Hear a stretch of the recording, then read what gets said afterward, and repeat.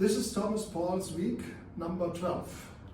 Again in Nairobi, as you can see in the background, still in the headquarters of the Association of Evangelicals in Africa, and I have the pleasure to meet World Without Orphans, and I have the pleasure to meet the global level, the regional level for all of Africa, and the local level for Kenya. And I want to take the opportunity to ask my two friends here to tell you a little bit about World Without Orphans. So, it's your turn. Thank you so much. It's so good to have this chance to speak with you. I'm Dr. Susan Hillis, and I'm one of the senior technical advisors for World Without Orphans globally. I also serve as a research officer at University of Oxford out of the UK. And it is our great pleasure to be here and be able to collaborate with the top faith and governmental leaders in Kenya to be able to advance care for children affected by COVID-associated orphanhood and death of their caregivers. In fact, we do care about all children affected by orphanhood, and we're so glad to have the chance to speak with you today. We will say that in the middle of a pandemic, we are shocked by the fact that as of now, there are 7 million children globally who have been orphaned by COVID-associated causes of death of their mothers or their fathers or their grandparent caregivers. This, in fact, is more than the number of deaths due to COVID in the whole world.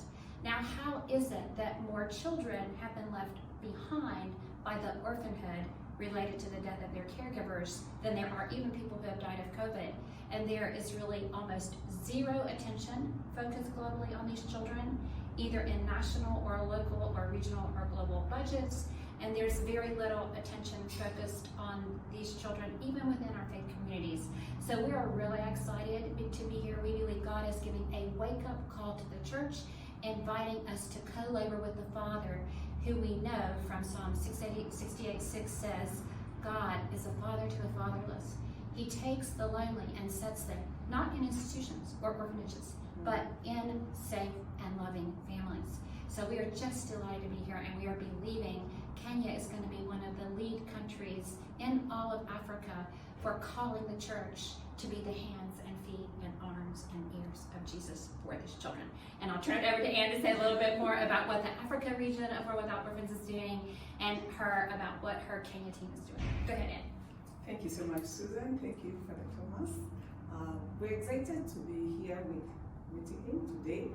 And Susan has said World Without Orphans is involved in the regional level in Kenya, sensitizing especially faith-based organizations about this orphanhood, especially now after the COVID pandemic, which has really hit, the orphan problem, especially in Kenya, over 89,000 children affected. And we are just asking the church, what are you doing about these children? Who is taking care of these children after the parents die? So that's what we are sensitizing through a training that we are currently conducting for Africa, for the whole of Africa, the region of Africa, which started this week on Tuesday.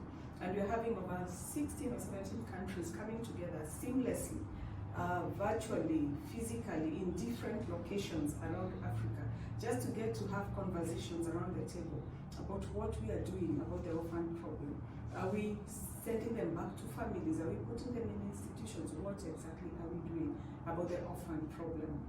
And we are so glad that we are collaborating with different like AEA and different other faith organizations. And I'm so glad that even the visit, that's why Susan is here this week, and her visit has really opened for us very many doors as Kenya Without Orphans, as Africa Without Orphans, on the regional level, on the national level, to get to interact more and do more with the people on the ground. Not just talk and train, but action. That's what we are calling faith organizations to do, take action. And really what we're calling them to do in Kenya and in Africa is the same as we're calling them to do around the world. This really is the time when God is inviting people of faith to step in and step up and live out the who is my neighbor question that Jesus is asked in the Gospels.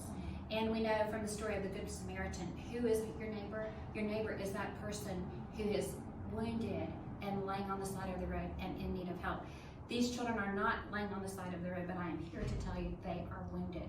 And I've talked with many of them from many countries, and what they will say is, no one is listening to me.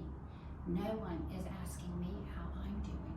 I need to feel like somebody cares for me and is ready to walk me out of this horrible loneliness. It's the most horrible loneliness I have ever felt. So who, besides the church, is most equipped to be the hands and feet and voice and eyes and ears and heart of Jesus? No one. So I'm here to encourage you, wherever you are, there are children impacted by COVID-associated orphanhood in your environment.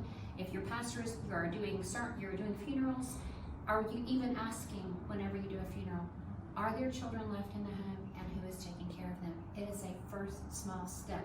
And I would encourage you, pray for these children, pray for the church, and ask God to show you what your part is in all of this, because everyone can do something, and many small things make a huge difference.